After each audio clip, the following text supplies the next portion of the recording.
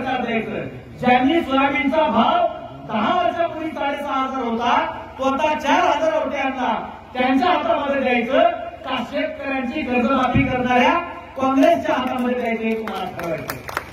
तुम्हाला ठरवावं लागणार आहे की ज्यांनी जरांगे पाटलाच्या मराठा समाजाच्या आंदोलनावरती गोळीबार केला त्यांच्या हातामध्ये सरकार द्यायचं का या देशाचं आरक्षण वाचलं पाहिजे, टिकलं पाहिजे, त्यासाठी घटनेच्या कलम क्रमांक 340, 41 आणि 42 मध्ये आरक्षणाची तरतूद करणाऱ्या काँग्रेस पक्षाच्या हातामध्ये द्यायचं हे तुम्हाला ठरवावं लागणार आहे.